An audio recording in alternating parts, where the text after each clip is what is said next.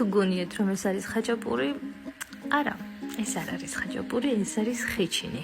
ხეჩინი, რომელიც მზადდება უთხელესი ცომით საფუარის გარეშე. 300 გრამ ფქვილს ვუმატებ 180 გრამ თბილ წყალს, 15 გრამ ზეთს და 5 გრამ მარილს.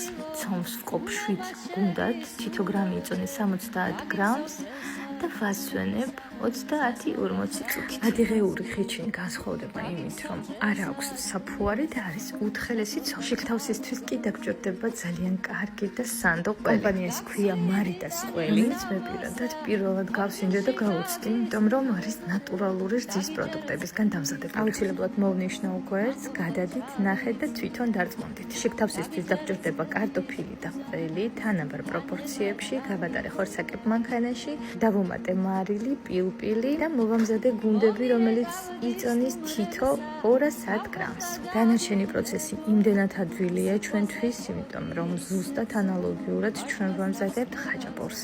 ვაცხობთ ტაფაზე, საშუალო ცეცხლზე ორივე მხრიდან. შემდეგ კი ვუსმევ ბლომად კარაქს. შიგთავსი ძალიან მრავალფეროვანია, როგორც ჩვენთან ხაჭაპური. ამზადებენ ხორცით, ასევე ამატებენ კამას და სხვადასხვა მწვანილებს. ძალიან მაინტერესებს თქვენი აზრი კომენტარებში, ასე რომ გელოდებით.